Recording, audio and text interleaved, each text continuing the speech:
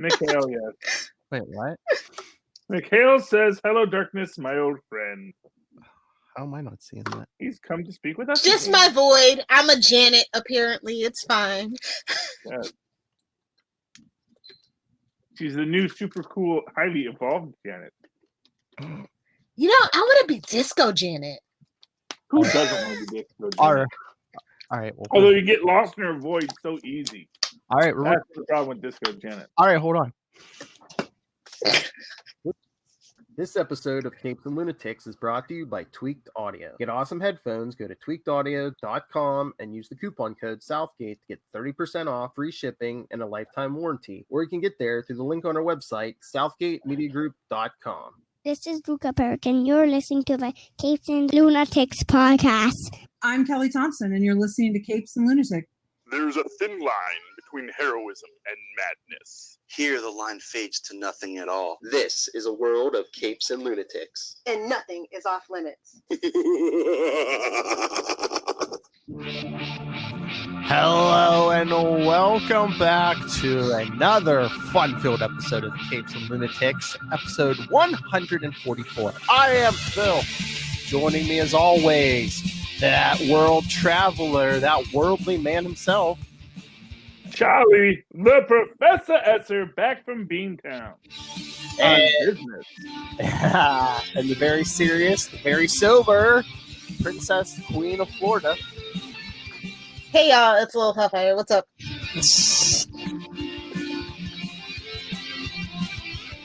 A little more. You can almost see the shape of a face. You can see like a Mad Max headroom.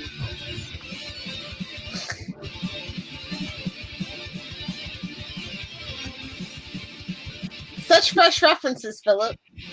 Yes, because, you know, the kids today, they love their maximum headroom.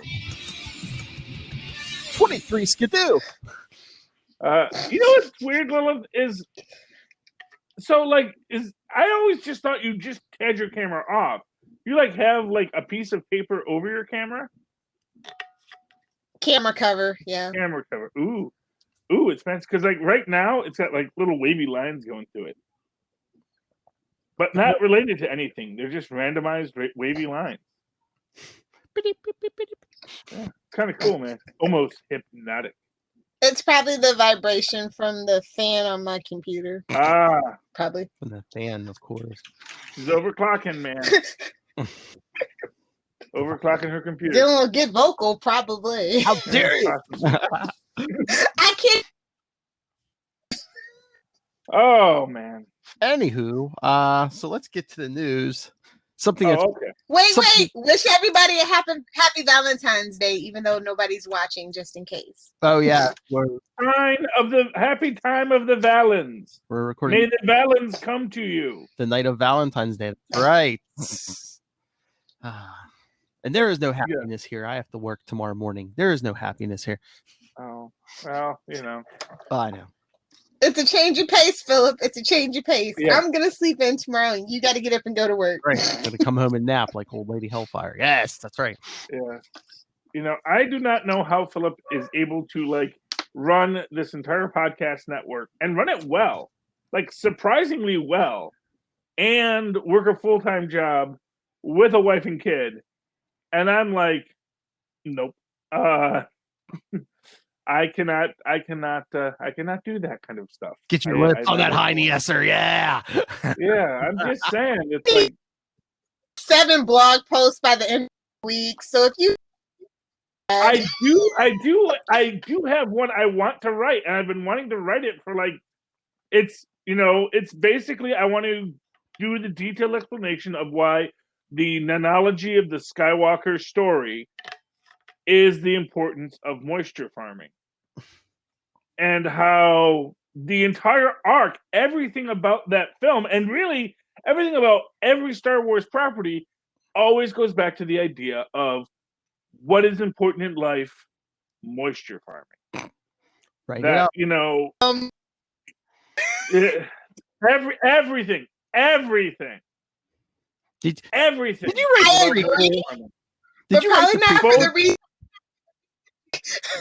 what I'm going to say is, moisture farming can be a metaphor, Little believes in moisture. but at its core, moisture farming is what it's all about, and that I don't want to give it away because there's this whole scene in my mind that I want to see in the Kenobi. I really want to see just Kenobi called out by Owen and just get owned by Owen. And I feel like when Kenobi comes out, everyone's gonna go, "Oh yeah, Owen was right." I'm marking my words right now. Hashtag Owen was right is gonna be trending. Anyway, but no, actually, what I wanted to, because we really haven't talked about the finale of The Good Place, have we? I thought you said but we did. Okay. Okay, never mind then. That's a whole other thing. Yeah, well, I gotta rewatch it because I gotta see if we ever see spoilers. Well, it's not a spoiler. I want to see if in the end, if we ever see the gentleman from the second experiment again, who didn't quite make it. I want to see if he's in a background shot or something. I really want to. I want to watch it, or if maybe he never gets to the final episode. Hey, that's going to be an interesting. Look in the sky! It's a bird. It's a plane. Oh, It's gone. No, he's there. Oh my goodness! I just popped in to say hello and happy Valentine's Day. To my favorite. Happy time of the Valentine's to you as well. Right here's my special Valentine. Wrong music, Philip. Wrong music. He said Valentine's. Yeah, really the wrong music. He said Valentine's Day. I know. This is my special. We're having daddy-daughter time tonight. Solomon's gone and Jania's working late. So, yay! I just want to say hi to you guys. I miss you. That was ominous. So it's just pizza and ice cream. So we're having special mac and cheese, and then we've been having a dance party.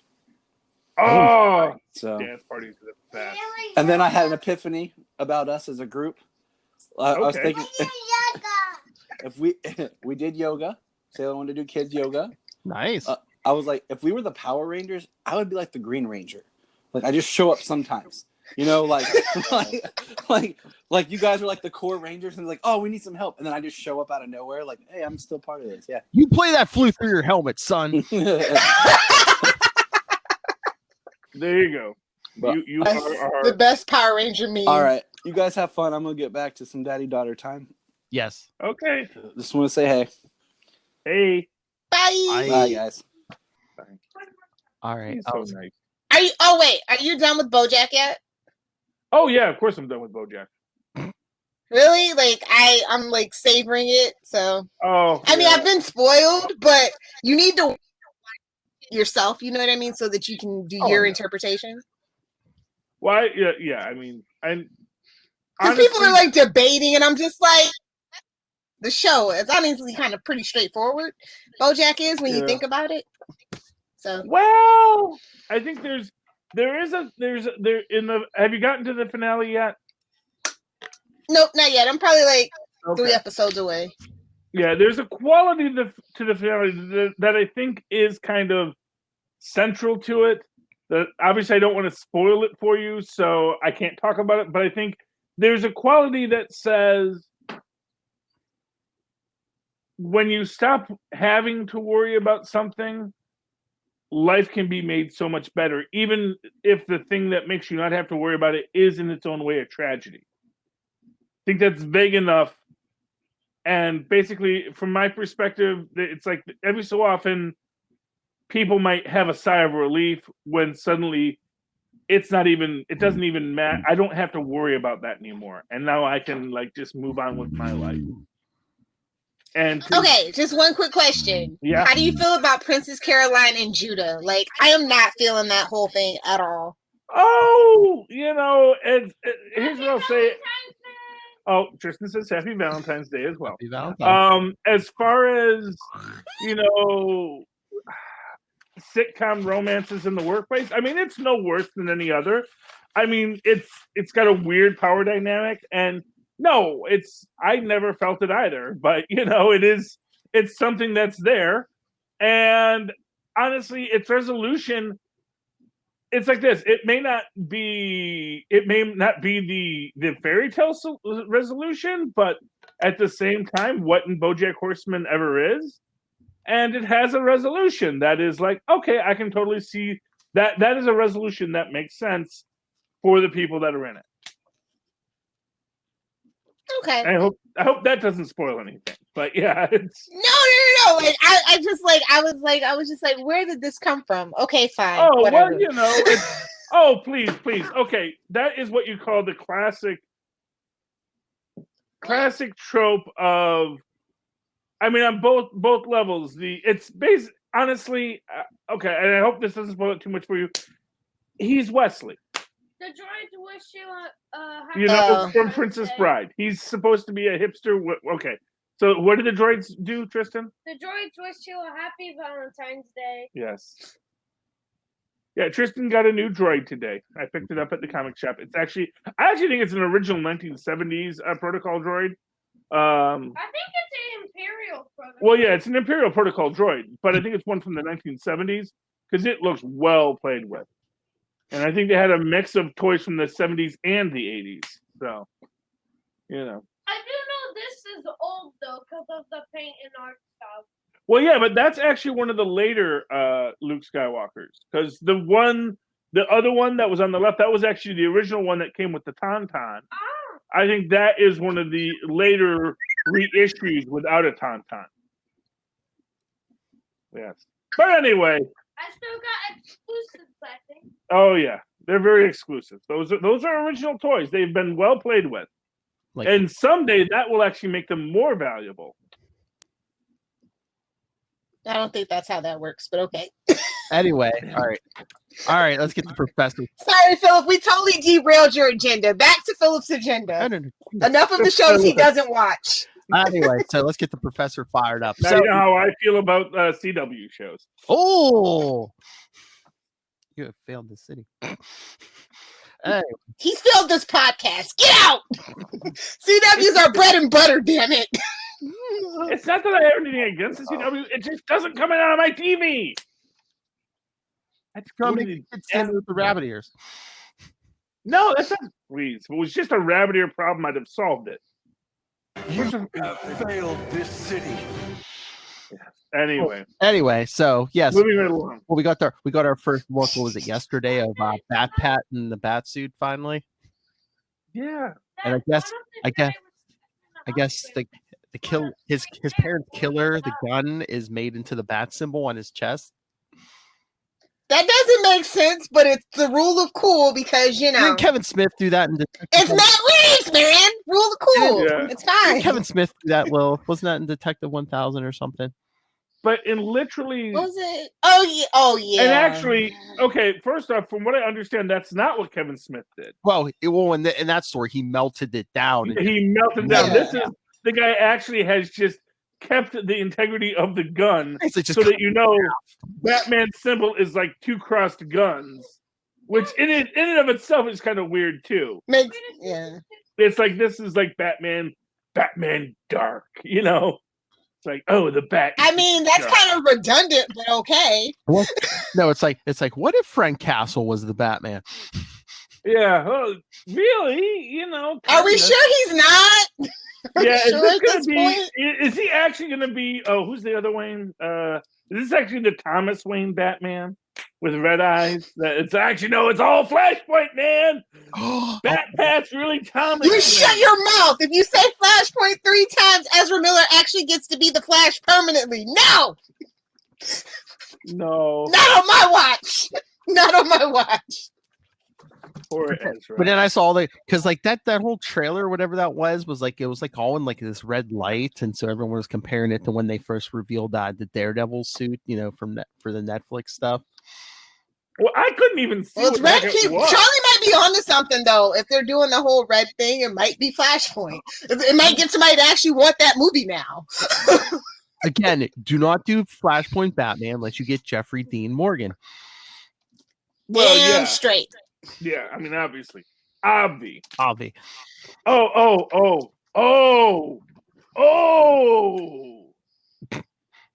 You want just the craziest idea. That's why I have you here.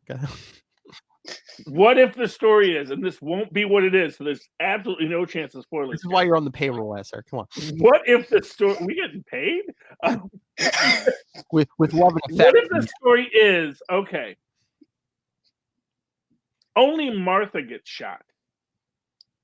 So we get our Jeffrey Dean Morgan Batman, and this is him retiring and letting young Bruce, who was his Robin, become Batman. That would be interesting. No Alfred though. We have an Alfred though. So if we didn't have an Alfred, I could go with universe, that. Alfred is running freaking Checkmate because he was a spy over in the Alfred Pennyworth show. No, Lilith. Alfred and Martha got shot because they were running around behind Thomas's back. Remember? He's the one that did it, and Bruce found out and killed him. Anything is possible in these heady days. Yeah, that's the fanfic I want to see. Boom. It's poorly lit images. No, actually, I felt the mask because at first I thought this was someone doing cosplay because the mask looks like the 1940s Batman mask. He needs a bigger chin or something. There's something weird about that. Yeah, either the mouth is too big or his chin is too small. There's something going on there. Yeah, he's got the Grant Gustin problem. I think a little column. He needs the chin strap like Grant does, I think. Yeah. Yeah. Well, I think he. I think maybe he's a very Well, he has a triangular face, and that's that's actually. Well, who's the other guy who auditioned for Batman who didn't get the job? You talking about Matt Bomber? No. Adam West. Who am I thinking of? Robert Jack Wagner. Armie Hammer. Robert Wagner. Yeah, no. There was another guy that they wanted for Batman. That wasn't Armie Hammer? No, that wasn't Adam West. Oh, Adam West. Talking about Batman. Oh, okay. Adam West. Okay. Sorry. Yeah, I want to say it was Robert Wagner. But I might be mistaken.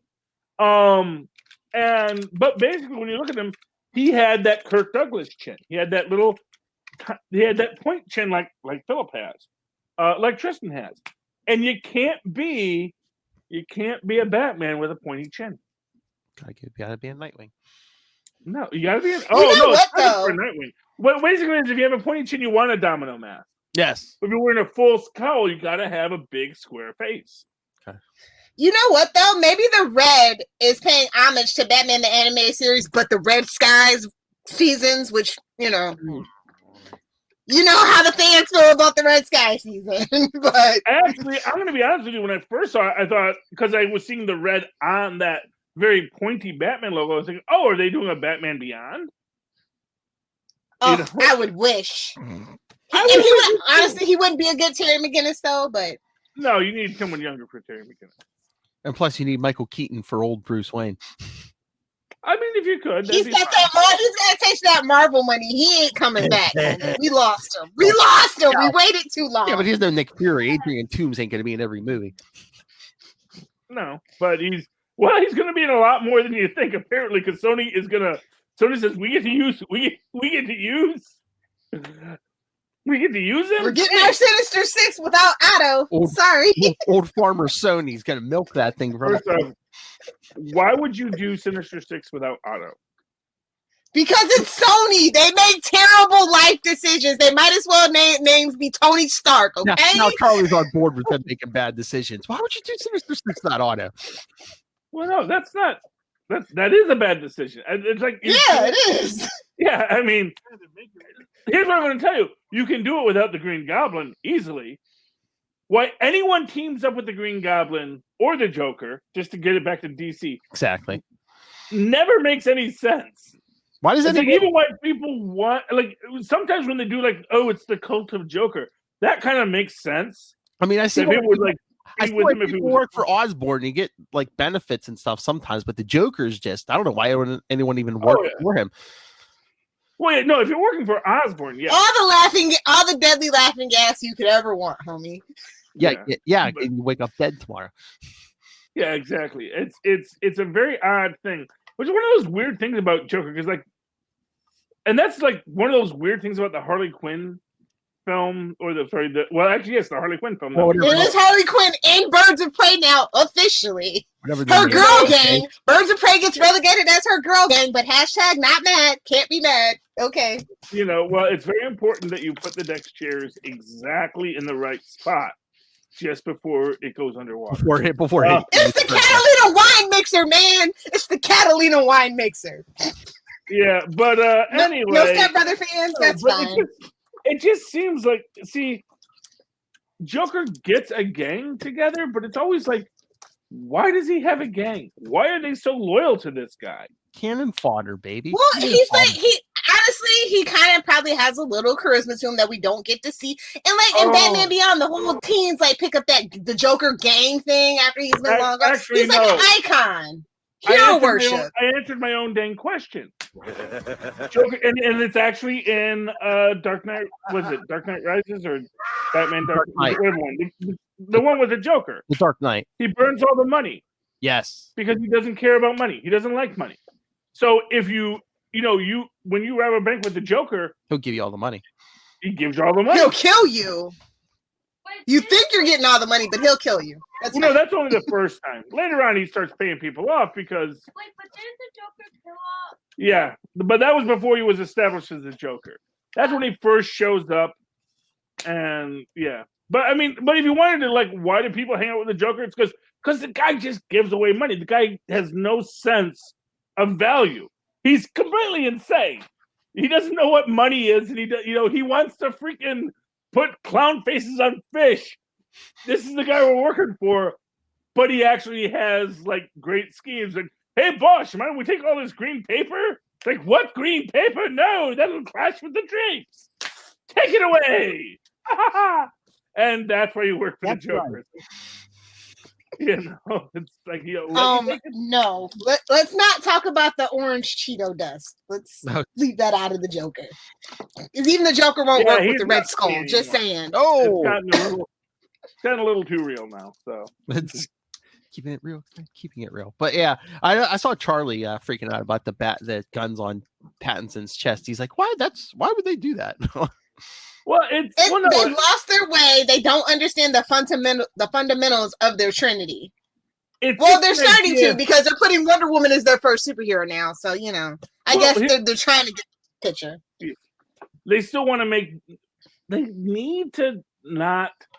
They need to not try to work so hard with it. It's like don't try to make a Batman. Let a Batman be. Don't try to. You have to. Gotta be edgy for the kids, bro. Gotta be edgy for the. You don't actually. Let me correct this. You don't have to have a plan from the start, but you have to be willing to evolve your plans throughout the story. You need a loose outline. Exactly. Well, what you need people who are great at improv. I guarantee you, Foggy is like 8th level in the Second City organization. He's got all his improvisational thetans running like that.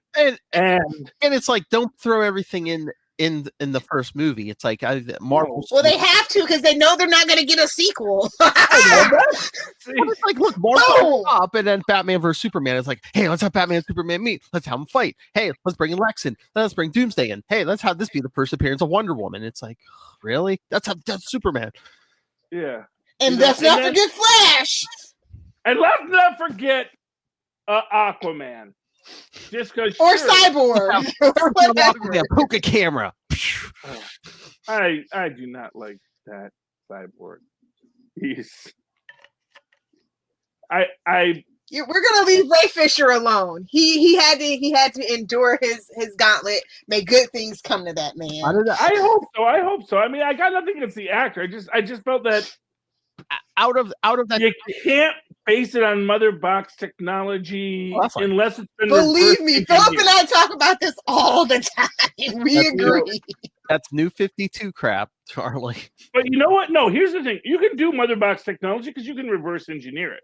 Yeah, you can say, "Yeah, I've taken this thing apart. Okay, this is how it works," and then it's still the genius unraveling the mystery of it. Yeah, but don't just slap it on him and be like, here. I found a magic box.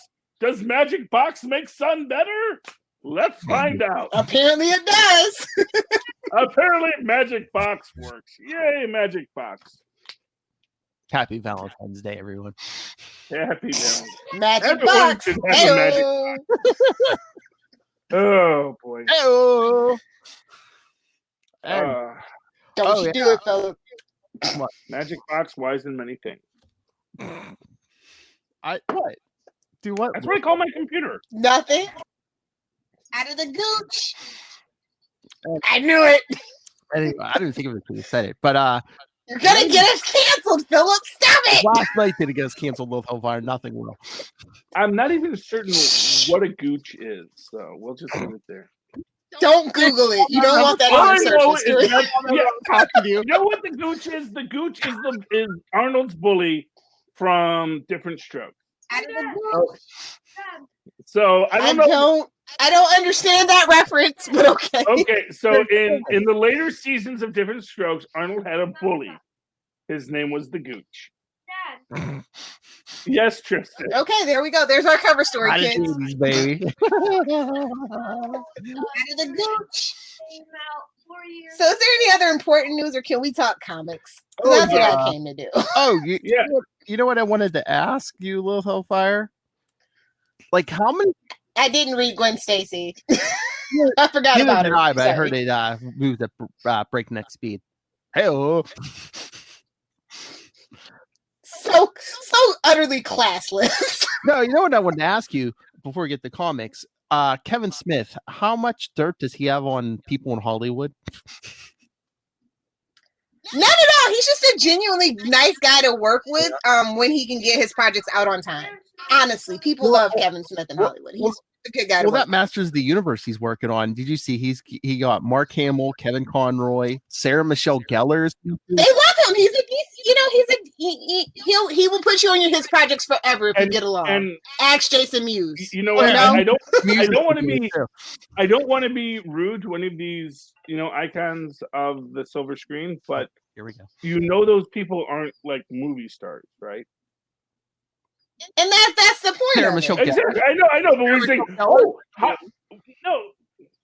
Sarah Michelle Gellar, she's still the girl. She's an icon, but she's a has-been. Look, Buffy fans, don't at me.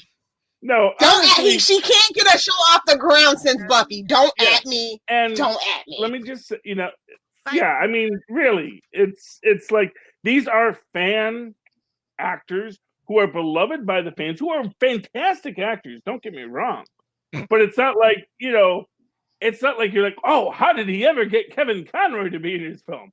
Because Kevin Conroy has a mortgage and probably, bills to pay of some sort. I don't know if he has children, but they might need tuition,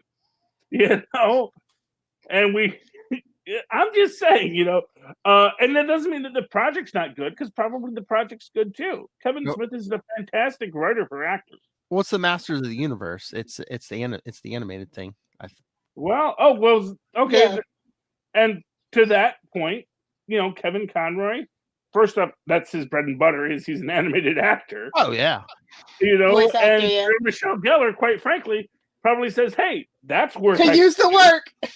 Yeah. Because Freddie ain't working either. Spoilers. No, and not for nothing. The problem with being a Sarah Michelle Gellar probably in Hollywood is that, you're typecast and you've run your course as an actress, unfortunately. Don't at me. This is Hollywood's problem, not mine. It's hard for her to be, she can't play teenagers who kill vampires anymore.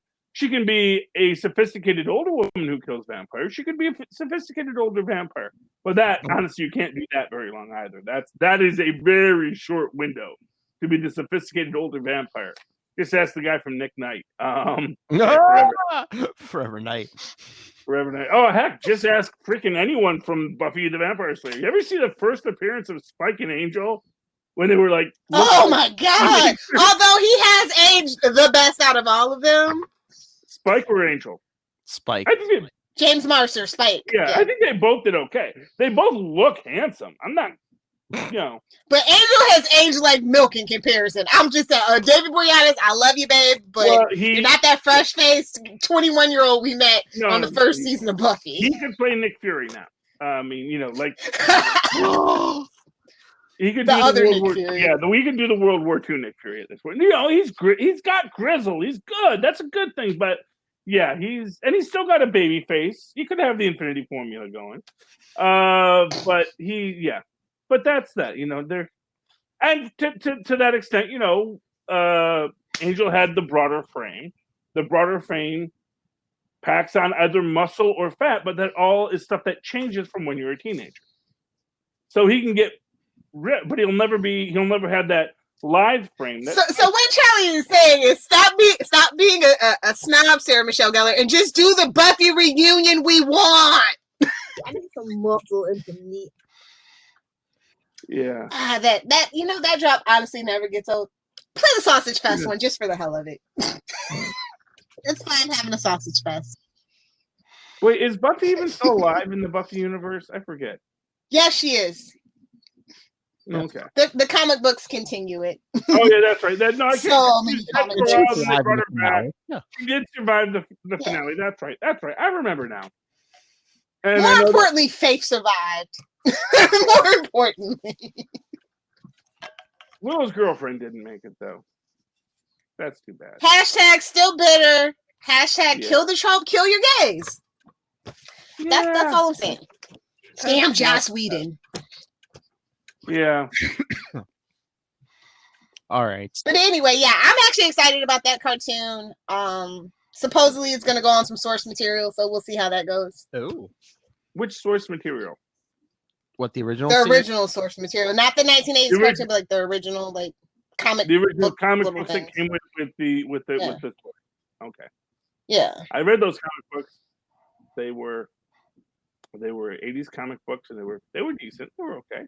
Very well drawn. I bought those figures. I actually believe they were a Marvel property. I never thought of that. I bought those figures originally. That might be my first comic book. Those ones that came with the figures. Yeah, and I do believe those were those were actually a Marvel tie-in. Oh yeah. Yeah. See, they need to get a little Marvel stink on that. Let's go to the original source material. Get a little Marvel on that. Oh, please tell me that drop comes out. Although honestly, the stuff that came out of, well, I guess it's just all DC now, but the Vertigo stuff that they did was really good. So I don't know. I would actually prefer the comic.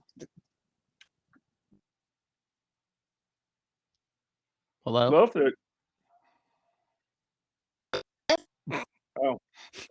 Dang armadillos. Damn armadillos. Okay. All right. Okay, Lilith. So, yeah. Are we talking comics? Phil's Comics Corner. Yeah. Yeah. No, not anymore. Want to talk Hawkeye? Did she read Hawkeye? I don't know. Hold on, she might be back. I'm mostly going to talk about how much I hate Hawkeye. How dare you? What did you read? Did you read Hawkeye Freefall number 3, Lilith? No. Okay. Is it worth it or not? Okay. They have given Hawkeye the short end of the stick way too much. Well, here's the thing. It's like it struck me because I was really thinking about this as I was reading it. I was thinking, okay, this is why it annoys me, but that is actually exactly who this character is, and it's like, should I be annoyed? And then I was actually, oh man, but there's actually this really interesting way you could take this and these other plot lines. I don't know. We have time to go into that, but basically, Hawkeye is Marvel's Booster Gold. Yeah. Especially he's a guy. He's a guy who really didn't set out to be a superhero, no real powers, but wanted to be because he really wanted the respect of a superhero. But is also he's really good at it, ironically. But he's also kind of has no respect for the work that other superheroes do. I mean, spoilers. Ronan shows up again, and Hawkeye's like, "I'm not Ronan." There's even a fight in the first issue where we see Hawkeye and Ronan in the same place. Yeah. And he unmasks in issue 2. It's Hawkeye, so it's like, how is this possible? So I guess what is it? He stole like a time machine, and he like. Well, yeah, it goes ahead or back an hour in time. So he's they actually stole that from Doctor Who. where which it was the one who wore the fez all the time.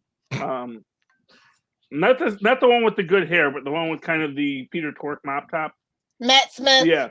And like one of near the end of his run, when the universe got destroyed again and he had to reboot it or something, he had a thing where he could like travel. So he wasn't like he could travel within like a small space of time with it. I think it was the thing he got off of Jack Harkness. But anyway, so he can go 1 hour into the past or the future and then brings you right back. So it's like a boomerang. So it's kind of like Yo-Yo, where they never actually. You should have said, for the kids, it's like a time turner. Harry Potter, guys, come on, we need more current references here. Harry Potter, always for the win. I have not even seen the movies and yet you're lost, bro. You're lost. I tried. I feel like I know everything that happens in every Harry Potter book just because I've watched and read so much fan analysis of it. It's like I feel like one of these scholars of like ancient Greek lore where it's like, well, we don't actually have the books to read anymore, but here's all of the writings that people did about these ancient tomes that no longer exist. This is how we know it was in these books, even though these books no longer exist.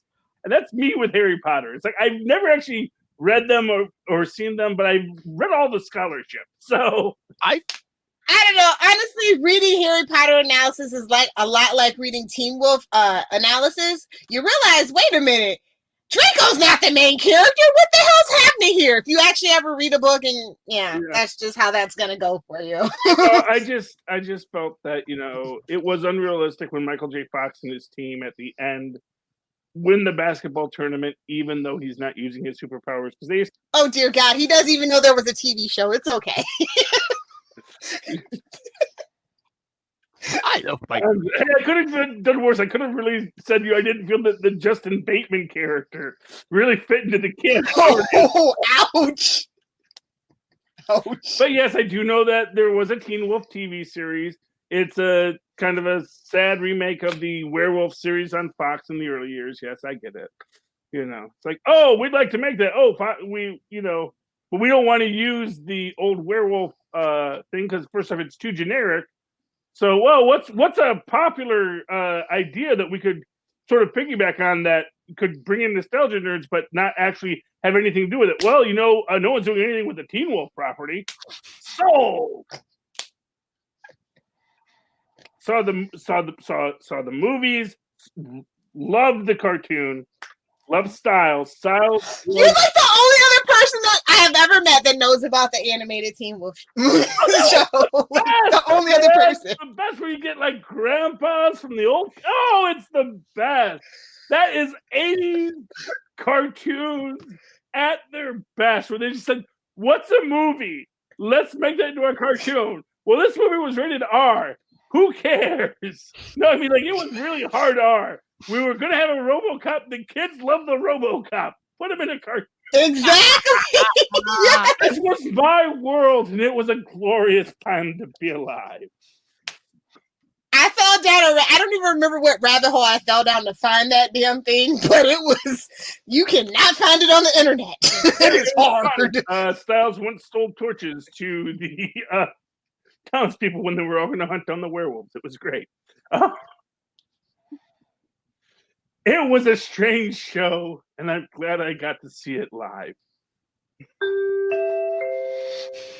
Poor Philip. Anyway, sweetie, what did you want to talk about? He's like, these two damn weirdos and their weird references. Yeah. Anyway, Lilith, did you read Batman Pennyworth, R.I.P.? I did. Did you? Out of respect, had to press the F for my boy Pennyworth. But you like it? Nah, the art was good. Yes. The story I wasn't really feeling. And even with no memory, Dick Grayson was still the best Robin in this story. Of course. Basically still schooling Batman. He's even with Dick no Grayson. memory. He was like, wouldn't Alfred want you to keep this family together and, act like a man? Yeah. Well, Dick Grayson is the heart of the entire Batman family universe. So, and the butt. Well, more importantly, the butt. But is not the butt the heart of the lower half of your body? That's Gotham's ass. Yeah. Nice. But yeah, no, I thought it was pretty good. Oh no, I don't know. Like I wasn't expecting to end on a downer, but I was like, oh yeah, it's James. What was I expect? I don't know what I was expecting. Come on, you know, it's the whole. Or are they like keeping him dead this time, or is he just going to be in Europe? It was secretly his twin that did. Yeah, you know, we're gonna bring him back, obviously. Held hostage by Peggy Carter this whole time. Really? I mean, let me just put it this way: Pennyworth. Ra's al Ghul has a Lazarus pit with his name all over it. Let me just put it this way: Pennyworth's getting a season 2. You think they're keeping him dead? Oh no, is he going to come back young? Are they going to throw him in a Lazarus pit? Of course, a Lazarus pit. We called that the minute we said, "Oh, he's dead." Lazarus pit. Does that actually make you young? It can. In certain, we've had that iteration. Oh, no. Is there a window of opportunity with Lazarus pits? Don't you have to get it's DC continuity doesn't matter anymore. If they want something to happen, it's gonna happen. A Lazarus pit with 6 people come out. It's like, oh, dude, I'm sorry, I thought you were one person. To bring it back, to bring it back around, they're gonna do something stupid like it'll be a Lazarus pit and they'll throw a mother box in it or something. oh, they'll revive him Superman style. Cool. You see, from Justice League. I at least appreciate Marvel's commitment to say if we're going to have a magic wishing box, we're going to actually call it a magic wishing box, and we're going to let people know that it's a cosmic cube. Nope, just magic wishing box. That's all it does. Magic wishing box. Happy Valentine's Day. Yeah, you're like, no, it's super tech. We just don't understand it. It's like, okay, what can you do? Anything. Should have a mechanism for why. But I will say a lot of the critics that I looked to see if I should buy a book, they really did enjoy it. They thought it was a great send off for him, and I'm just so skeptical because it's just like, okay, so September he'll be back, or I know, I like that whole jaded cynical thing is just there now. I like it. I mean, they might him and keep him dead for a while, I don't know if they're going to keep him that. Oh no, they're going to bring him back. And then you barely had kids with the Joker. I'd say within the first year, within the next year or two, he'll be back. I'm actually excited for Punchline. I'm probably the only person excited for Punchline because I'm so over Harley. I've been over Harley for years. Buy your Batman '89 and your Hell Arisen #3 kids, because they're going to be worth money, because we're going to get the first appearances of the Joker's new sidekick, Punchline. What? And you just know she's going to have a Punchline. You just know it. Oh my God. Is she like the villainous Tim Drake? Or who's the one who got hit with the crowbar? Jason Todd. Jason Todd. Is Punchline the villainous Jason Well, Jason Todd is a villain, to be fair. Very I love my boy Jason as Red Hood, but to be fair. Talking about captain of bad life decisions. But so this is a female character's Punchline, right? Yeah, it's basically Harley Quinn 2. Yeah. So it's Harley Quinn 2, Electric Boogaloo. There's a reason why Electric Boogaloo is meant to imply something not as good. So it's like, why? I'm willing to give this character a chance. Okay. But expect your copies of Batman #89 and Hell Arisen #3 to sell out, because that's going to be her first appearances. Well, and here's what I'll tell you. I mean, in a decade from now, yes, Punchline will be the beloved character that someone gets to write and give the arc she always deserved. But this will end poorly, and I almost feel like it's a manufactured will end poorly. We know. Well, no, I feel like Harley Quinn. Yeah, no, exactly. That's the thing. They're basically setting it up to Jason Todd with Harley Quinn and a crowbar. I mean, it's gonna be Harley Quinn and a mallet, sweetie. Harley Quinn and a mallet, yeah, and maybe a beaver. I don't know. She's gonna beat her to death with her beaver, and then she's gonna let her go. Her stuffed beaver, yes, sir. She's gonna hit her with a stuffed beaver, and then she's gonna let her go and say, "It's gonna explode." No. What she's gonna say is, "I want you to know, I could have hit you with a crowbar, like Mr. J did, so many times. I could have done something to you so much worse than you could ever imagine. But I'm letting you go because I'm not that person anymore. And that's her big No, they're going to regress her. They've been working to regress her in the comic books. Like, that whole anti-hero thing they're trying to do. Let me finish the better story, because here's how you act a viable character. Here comes the mansplaining. It's nerd-splaining. No. But no, what I'm saying, but it just points in the story arc. Yes, if you want to regress Harley, just have her use a crowbar, I mean, that's the thing. That's what they seem to be setting up. And if they just follow the exact line they seem to be drawing, yes, it ends with punchline tied to a chair, a crowbar. That's all she wrote. And big hugging kiss with Mr. J. It'll be lovely. Or maybe she ties Mr. J with a crowbar. Or maybe they team up and tie Mr. J with a crowbar. Whatever the storyline is, I get the feeling that the best storyline would be to have Harley walk away to really establish herself as her own person, and then have Punchline say, well, you have no idea. Like, you had your chance to kill me, and you're never going to have that chance again. And I'm going to make that purpose to kill you. Well, You're my nemesis now. I think that's the whole point of Punchline. I think they want their anti-hero Harley Quinn, but they also want like a Harley Quinn working with the Joker too, so... Oh, well, that's just stupid. Why should the Joker shouldn't have... No, they want Harley Quinn back with Joker because Harley Quinn's books are not selling as well with that whole Poison Ivy thing. As much as, the fans, quote unquote, say they really want that, prove it with your money or she's going to get back with Mr. J. Like, that's just what it is, and that's where this is going. Maybe she doesn't need a person to be her person, Have you met modern day comic book writers that write for female characters? Well, really not. That's kind of the problem. It's awful. Yeah, but my point is here's the thing. I always assume someone wants to write a good story. Maybe I'm just a pie-eyed optimist. Maybe I'm living in the past, like some drunken fool. But I like to think that people start stories to tell a new story. Not just to cash a paycheck. DC? I mean, it's good to cash a paycheck, but if you had, it's like Joni said to Stan, if you're just doing it for a paycheck, why don't you just write something you want to write for a paycheck? You get the this is the thing, they want to write that. They want to have you back. Okay. That's what I'm saying. Then I have to say, Lilith, they're not good writers, because that's clearly not a relationship that you want to tell a story about. Because the more you tell it, the worse it gets.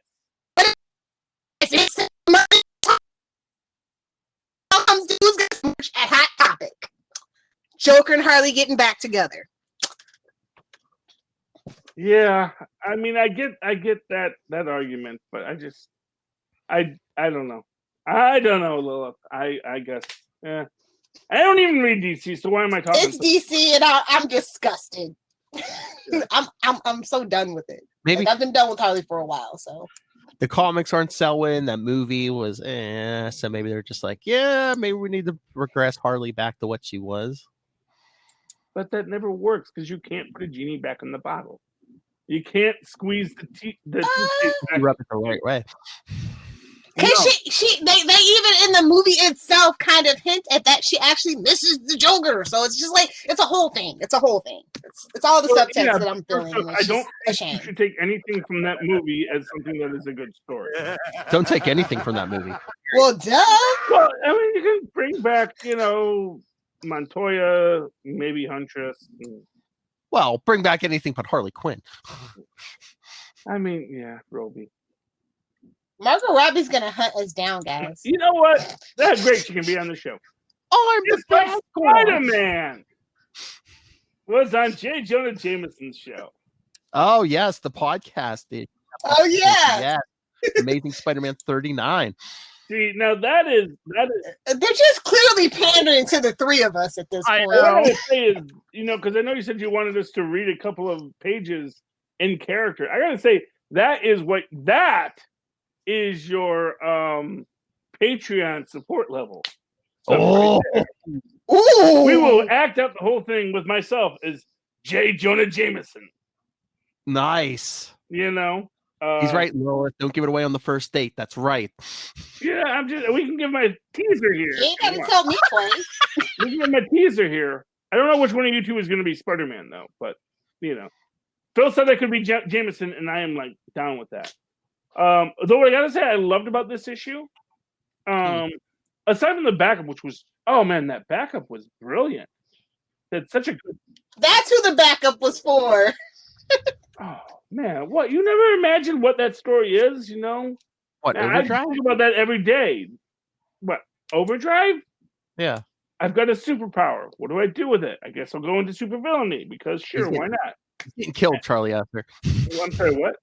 He's getting killed, Charlie Esser. No, he doesn't. He doesn't die. He will. He's going to be.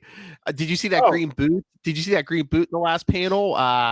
The new mysterious Spider-Man villain has somehow brought back Sin Eater. So I think Sin Eater is going to be like the new. I don't know if Sin Eater is going to be like the new Scourge, taking out Z-list Spider-Man villains. That's my theory. Oh, okay. Well, I didn't even get that. I mean, I realized that there was a bad guy or a good guy.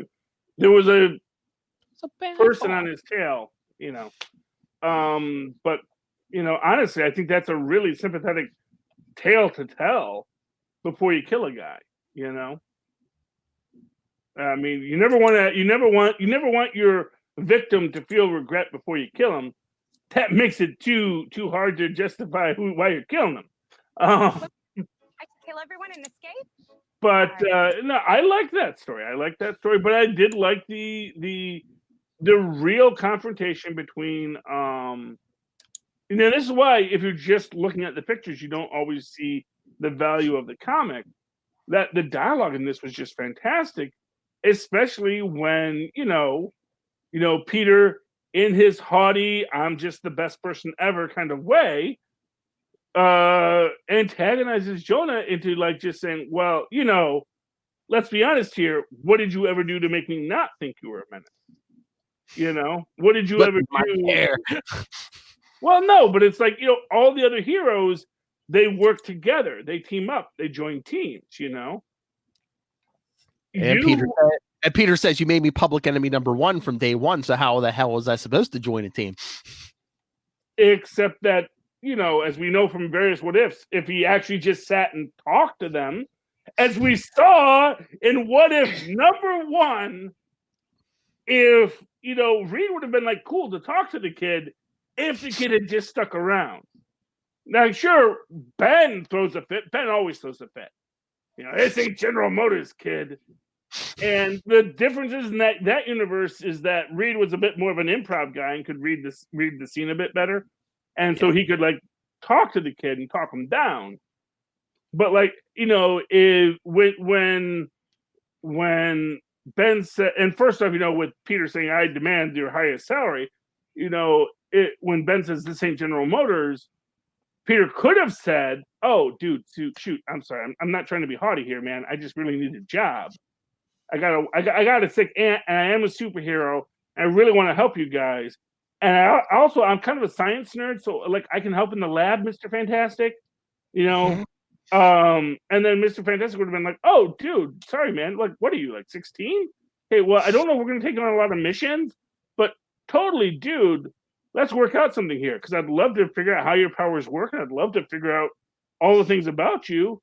And yeah, we got lots of money, so certainly, yeah, we can help out your dang aunt. Why not? What you got, old age? I got a cure for that in the back. She got a bad heart. Give her a new one. It's like because of Peter's haughtiness, and granted, he's a teenager. How am I supposed to make these big decisions? And what I actually think about, I think this is the start of what we're going to get in that whole new teenage superheroes not allowed anymore storyline. That's going to be big, and they're actually going to make it be not just a ridiculous, it's just superhuman mutant registration again. It's actually going to be like, no, dude, no one cares if you have superpowers. We just don't want you risking your life because a teenager risking their life to be a superhero is a bad idea. And I get the feeling we're going to see these opposite sides where Peter is going to be on the side of, you know what, maybe teenagers shouldn't be superheroes. Because I told that, hey, when he's talking to Miles, maybe he should take his own damn advice. Well, yeah, but you know what? At the same time, there's never been another option. There's never been another. It's like, you know, there's never been a situation where someone could say, "Oh, hey, you know what? What if we set up like a situation for superpowered teens where they either don't have to be superheroes, but also can feel like they're contributing in some other way." And I get the feeling, and Sky High, maybe Sky High. Maybe that is like one of the properties I'm so bummed about. Marvel, do something. You Disney, you own it. Do something. Oh, well, you know what, Lilith? Maybe in that last synergy meeting, someone said, "Hey, we own Sky High, right?" It's like, yeah, we own Sky High. Well, like, what if we like made a superhero school and like made teenage superheroes go to it so they weren't actually trying to be superheroes right now because they're not ready?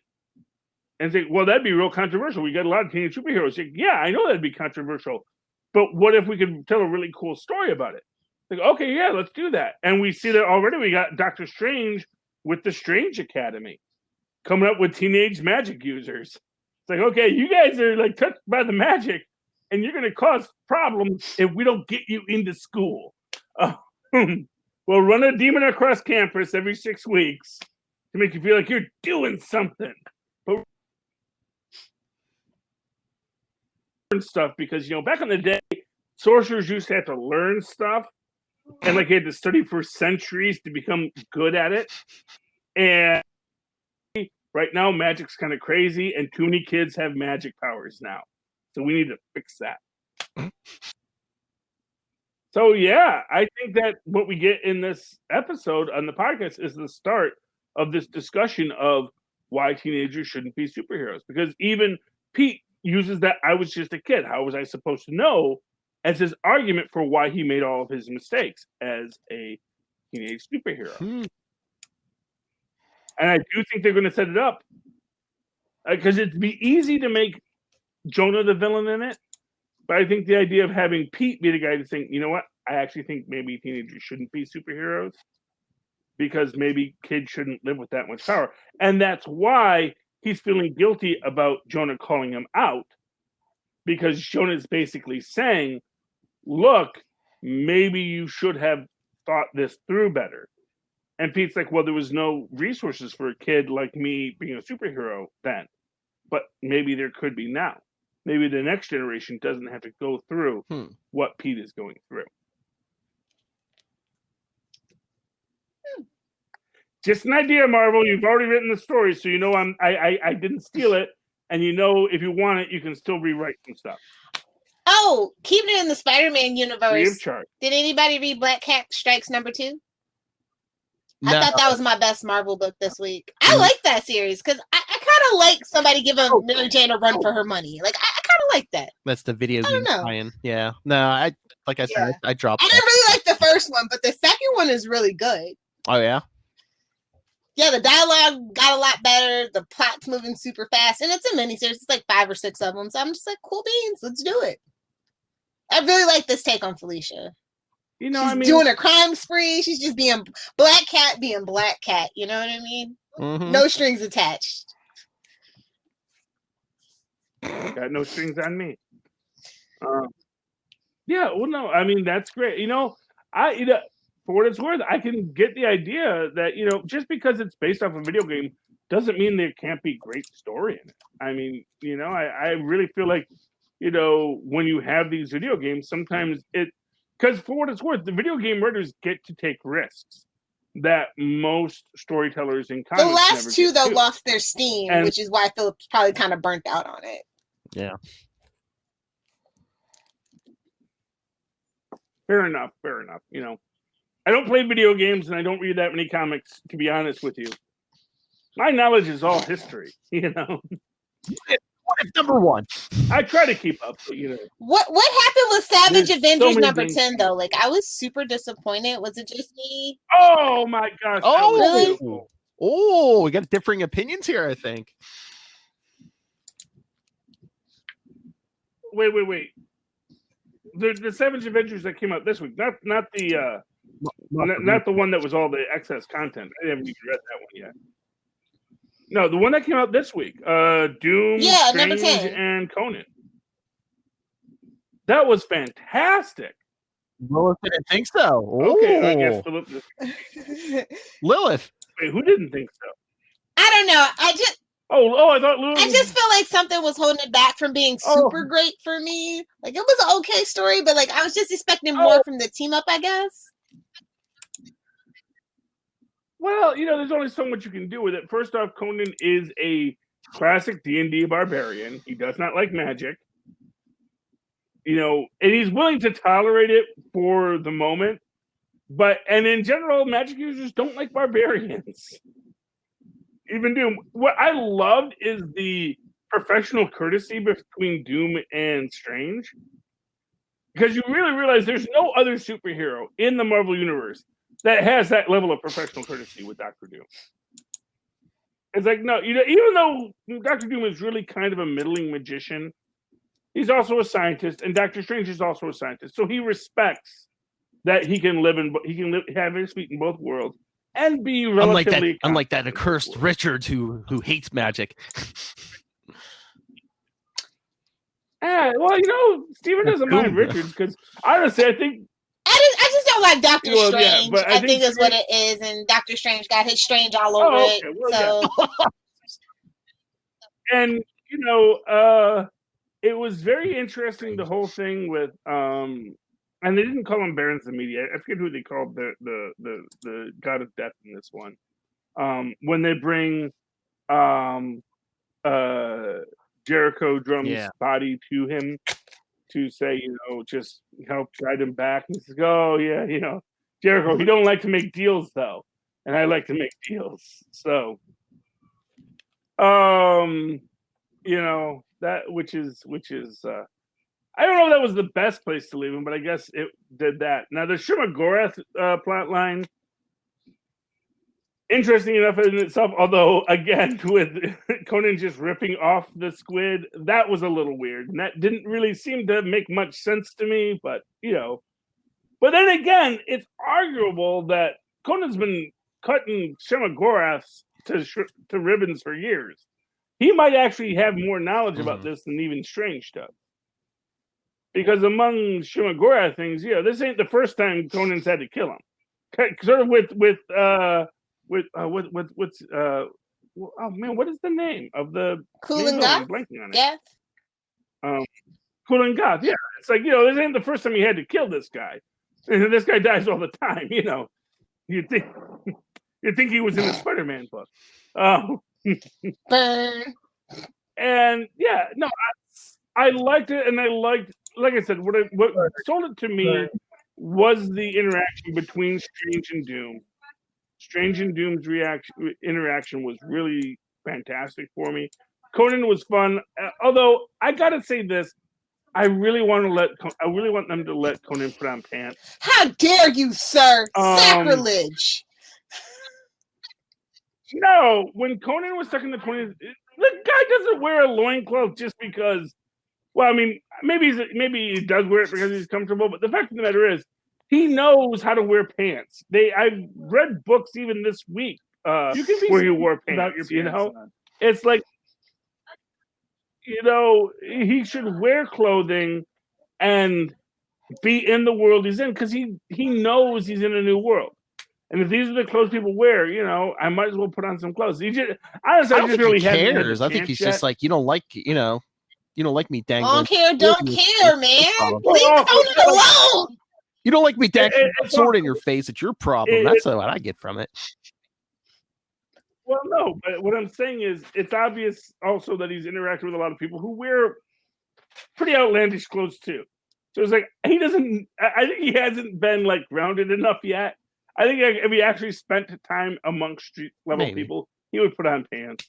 And I just feel like by this point he would have put on a pair of pants because if nothing else, well, actually, what I'll say, no, to be fair, in the What If, when Conan was stranded in the 20th century, he actually gets arrested and they actually give him pants to wear.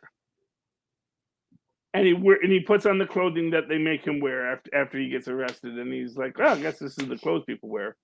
So I just wonder how much longer that loincloth's going to hold up with all of this adventuring. So,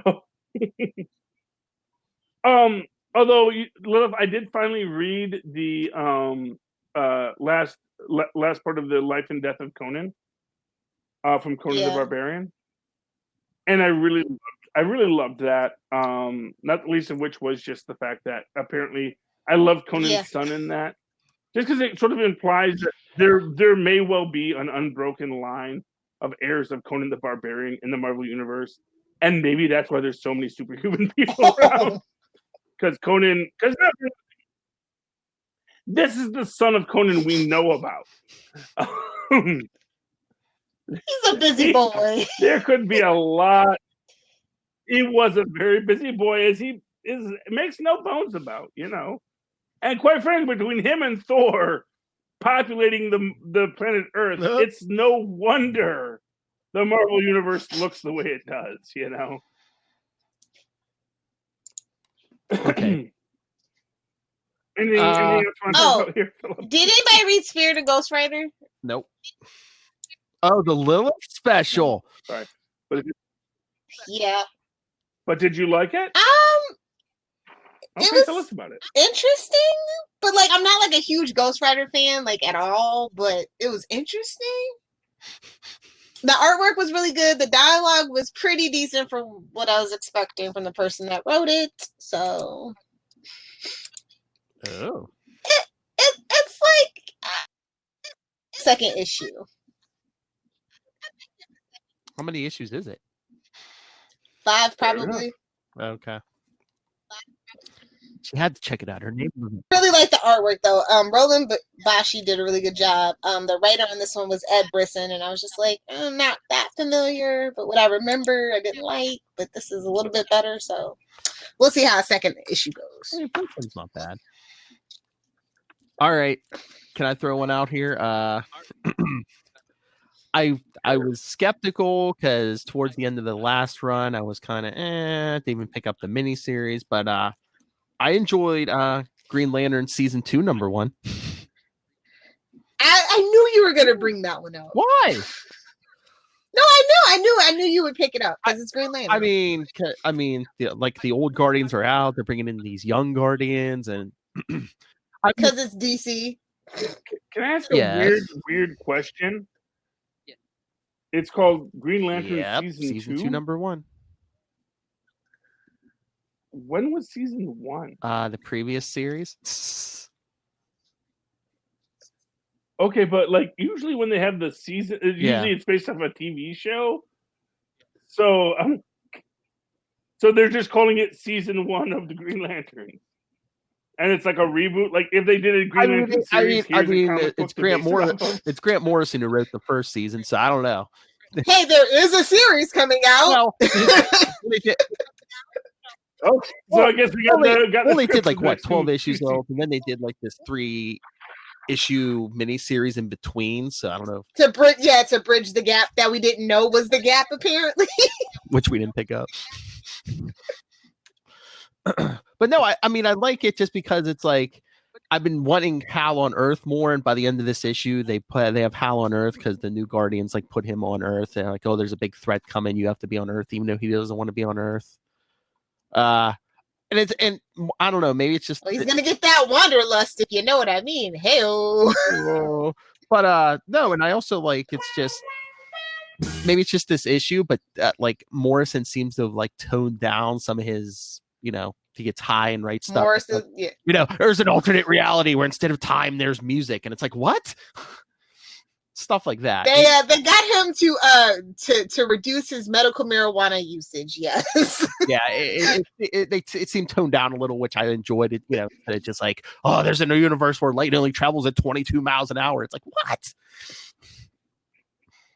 He comes up with they're reining him in. They're reining in a lot of writers because we got the one main guy going a little wackadoo, so everybody else has to rein it in. Because that last series, I mean, it was maybe the numbers started going down because of Morrison. I don't know. Yeah, it's Green Lanterns. It goes up, it goes down. You have to just have a really character focused, character driven kind of book for people to really get into it. You know what I mean? You can't just be bouncing all over the place. You know, it's a space opera and it's a punch 'em up, but at the same time, I think Green Lantern characters have a lot of pathos, and people want to see more of that. So, on that note, when Charlie gets back. Okay, while he's not here, real quick, I'm sure you probably didn't read Superman Heroes, did you? I actually did. I didn't mind it. What did you think? I didn't mind it. I really like the artwork. I'm gonna try if I can give it a second chance. Or is this a one shot? Please. Well, there's Superman Heroes, and then I can think there's a Superman Villains one shot too. Yeah. Okay. What I'll say is it wasn't as Bendis-y as I thought it would be. Well, because there's 3 writers, because Fraction and Rucka were on this too, so it's it wasn't just don't forget Jody Hauser now. Okay, yeah. But no, I mean it wasn't bad, but it's like I don't agree with Bendis outing Superman, but I enjoyed the execution in some of these issues. You know what I mean?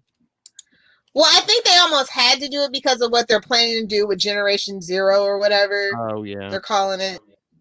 So I think that definitely is the setup for that. He probably pitched the whole damn idea for it, for as far as I can tell. Seems to be like a very Bendis thing to do. So Bendis. Yeah, but Superman Heroes one shot. It, like I said, it was decent. Yeah. Bendis. It's a balancing force. That is the thing about Bendis writing DC stuff. He needs a balancing force that is like, hey, what about the fan service? The fans aren't gonna like that. Don't do that. You know? Yeah, that's probably what tempered this issue. Is just that there was other writers on it too. Yeah. Yeah. So yeah, we could see how the heroes react to Superman coming out, and then when Superman villains come out, we see the villains. I only care about legs. I only care about legs. No, Superman. I don't care about anything else. So do they show Lex's reaction to Superman being outed? In one issue they showed him on the last page or two, and yeah, he just was sitting there all silently angry. Okay, but they haven't gone into I knew it all the time. Why did he? That was our secret. Why did he tell our secret? Or at least not yet. Yeah, they haven't shown him saying, "Oh, I knew." No. I'm taking that's going to happen in the villains one shot, probably. Maybe. Well, I mean, remember in the Byrne era, one of his people brought him information. It's like, hey, look, Clark Kent's Superman. He's like, no, he's not. No one with that power level would stoop so low to be, sitting at a desk all day. No. Yeah. Yes, they made fun of that in what the it was very funny. It was very good. My favorite issue of that. Because Dr. Doom tries to explain that to Luthor, and Luthor just sort of shuts it all down.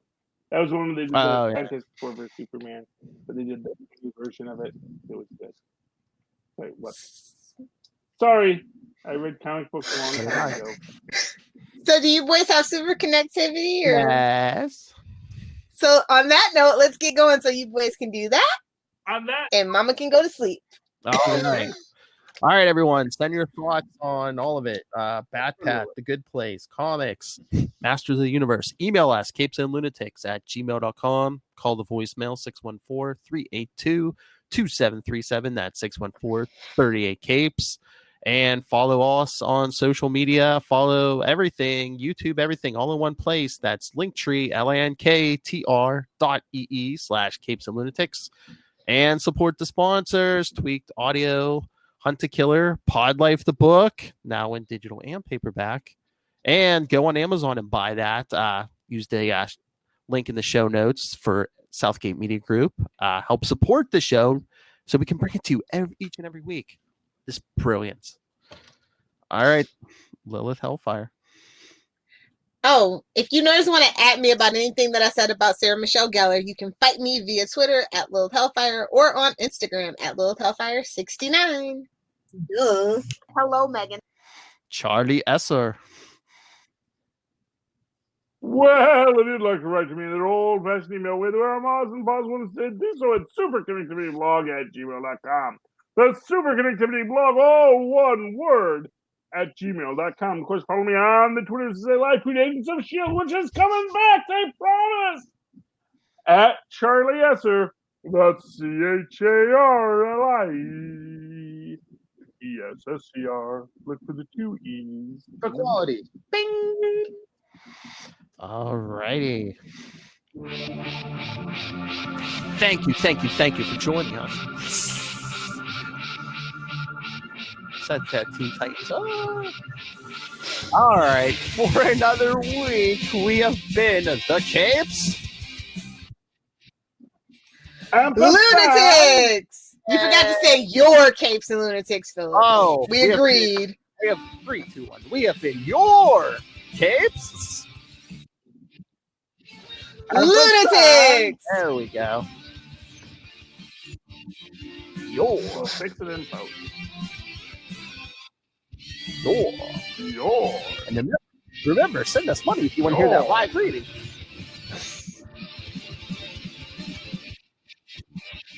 I think we have to actually set up a website and do work for that. Phil, get on that. How? I have a full-time job. How can I do all of this? I can set up the Patreon if you really want it. Yay, Lilith.